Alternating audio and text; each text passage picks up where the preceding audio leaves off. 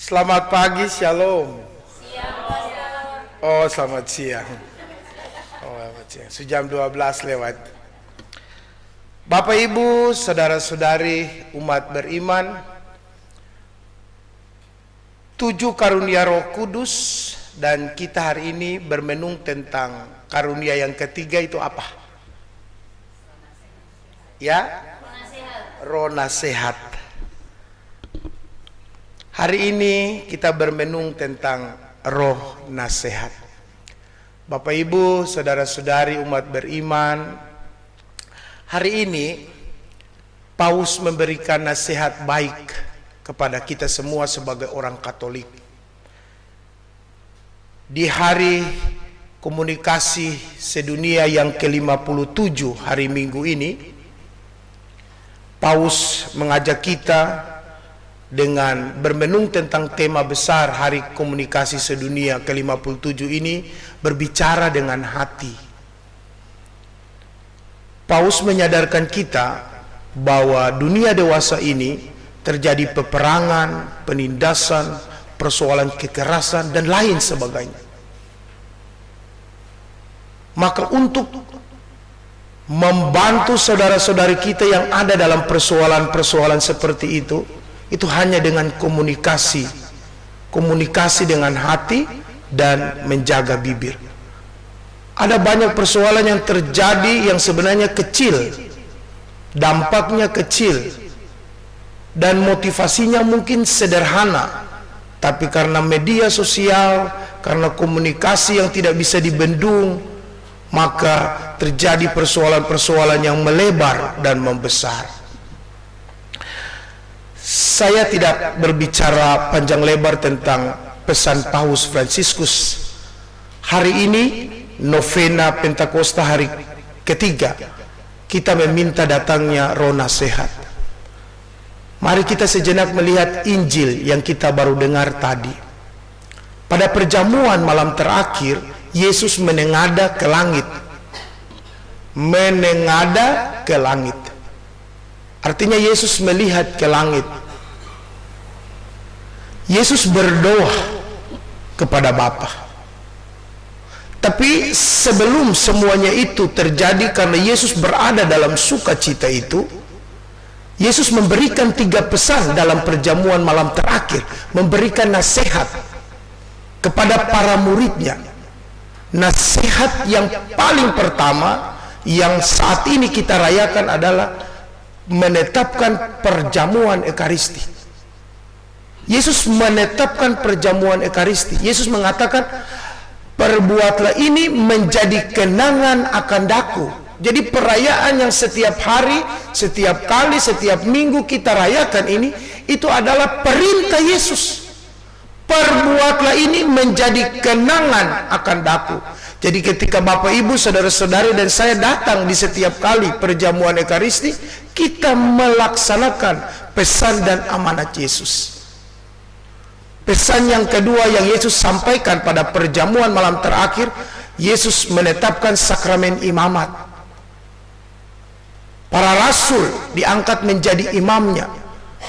Maka kami para imam memiliki hari bahagia setiap kali merayakan hari raya Kamis Putih, karena disitulah kami membaharui panggilan imamat kami. Dan pesan yang ketiga yang tidak kalah penting adalah pesan cinta kasih. Ketika Yesus membasuh kaki para murid, lalu setelah itu ia mengenakan kembali pakaiannya dan duduk, lalu mengatakan, jika kamu menyebut aku sebagai guru dan Tuhan, perkataanmu itu benar, maka perbuatlah sama seperti yang aku perbuat kepadamu, melayani sesama. Ini berbicara soal perjamuan, soal meja makan ini. Komunikasi yang baik sebenarnya lahir dan bisa terbentuk di meja makan. Mari sejenak kita merenungkan hari ini. Roh Nasihat hari ini. Selama 1 tahun lebih terakhir ini, berapa kali Kak kita makan bersama dengan keluarga di meja makan. Berapa kali? Berapa kalikah kita sebagai kakak memberikan nasihat kepada adik-adik di meja makan? Berapa kalikah suami memberikan nasihat kepada istri dan anak-anak di meja makan? Berapa kalikah istri memberikan nasihat kepada suami dan anak-anak di meja makan? 1 tahun terakhir ini. Kalau 1 tahun masih terlalu jauh, 3 bulan terakhir ini. Ada yang masih makan bersama dan masih memberi dan mendengar nasihat atau tidak? Ada. Ada keseng ya. Ada atau tidak? Sejarah. Hari ini kita tidak perlu untuk berbicara soal peperangan, pesan Paus, dan itu terlalu jauh. Mari kita melindungi, menjaga dan memfilter keluarga-keluarga kita, orang-orang yang kita cintai, dari hal-hal negatif yang ada di luar. Dengan makan bersama, komunikasi bersama, itu baru makan. Kalau makan saja tidak makan bersama, apalagi mau doa. Kalau makan saja tidak ada waktu lagi, maka bagaimana dengan berdoa bersama sebagai satu keluarga? Istri pulang karena capek, tanpa doa lah langsung tidur. Suami pulang tanpa berdoa lah langsung tidur. Anak-anak pulang dari sekolah, kuliah karena capek, langsung makan, tidur. Tidak ada komunikasi. Semua orang dengan HP-nya, duduk manis, tidak tahu bicara, tertawa dengan siapa di situ. Tapi ketika lihat dia pu bapak mama, lihat dia pu suami, lihat dia pu istri, sama dengan komputer Pentium 2. Lihat tuh komputer lama ini. Ini HP kangkung ini. Tapi ketika dia lihat dia pu HP, kemana? Oh, tapi ketika lihat dia pu suami, HP kangkung.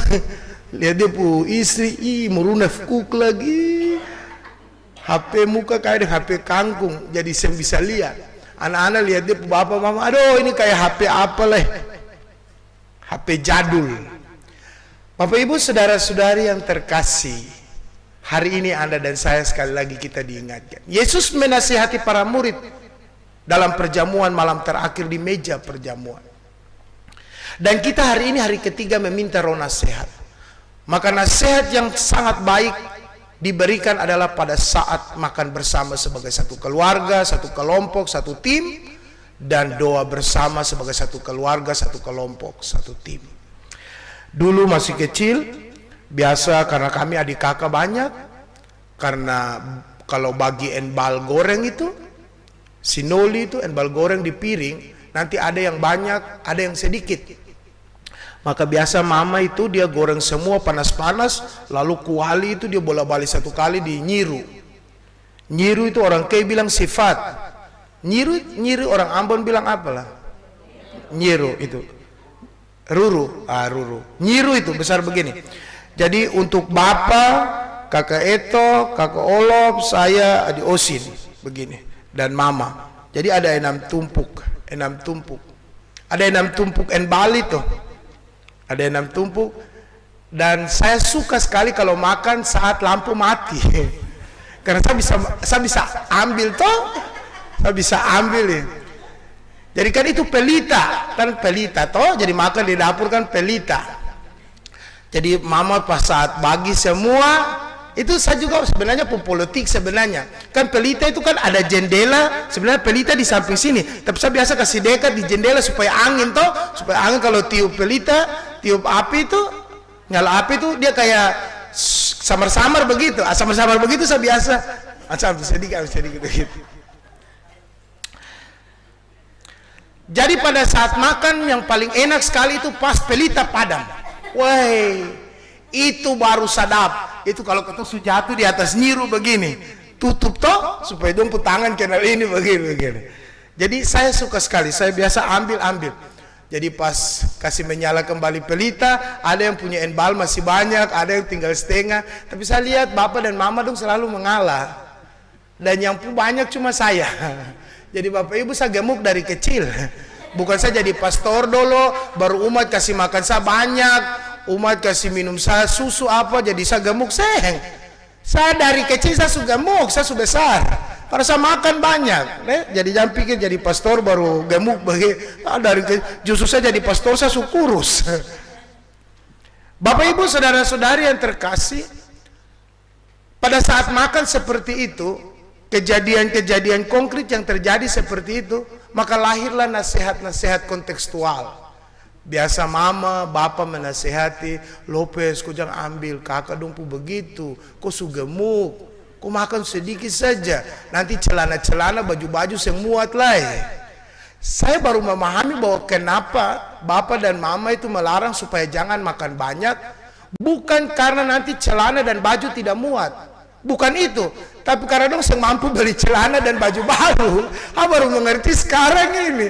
Oh iya betul ternyata bukan karena soal nanti makan banyak, nanti badan besar, baju yang muat, celana yang muat, bukan soal itu, tapi dong yang mampu beli. Kalau bayangkan setiap bulan badan naik, pakaian baru terus, makan banyak lah, dapat pakaian baru banyak lah. Bapak Ibu saudara-saudari yang terkasih, nasihat-nasihat kontekstual selalu hadir dalam situasi-situasi konkret sederhana seperti itu. Ada juga kejadian-kejadian ketika makan lalu ada berebutan, maka nasihat lahir di situ. Bapak selalu menasihati, ingat, orang kaya punya adat itu hirani for ini, it did for it did. Kamu punya, saya punya. Jadi kau makan kau punya, saya makan saya punya, kakak makan dia punya, adik makan dia punya. Jadi tidak boleh merampas satu dengan yang lain. Jadi nasihat-nasihat mungkin sederhana, tapi itu nasihat itu keluar dalam kebersamaan dan berbicara dari hati. Apa yang kita renungkan pada tema Minggu Komunikasi Sedunia, berbicara dengan hati. Saat-saat itulah nasihat-nasihat itu keluar dengan hati. Karena Bapa mencintai anak-anaknya sehingga menasihati sesuai dengan apa yang terjadi saat itu dengan hati yang tulus. Maka pertanyaan bagi kita sekali lagi, berapa banyak Kak selama 3 bulan terakhir ini kita memberikan nasihat dengan hati kepada orang-orang ada di sekitar kita? Atau lebih banyak kemarahan atau kejengkelan yang kita berikan?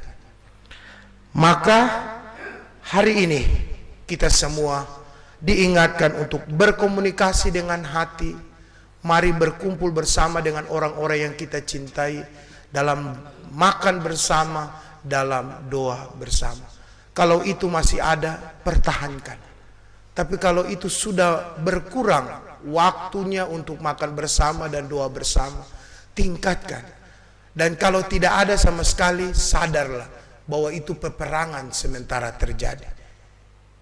Itu puncak es yang siap untuk mencair dan melanda bahtera rumah tangga Anda. Karena kekuatan terbesar ada dalam komunio persekutuan itu. Maka jangan berjalan sendiri.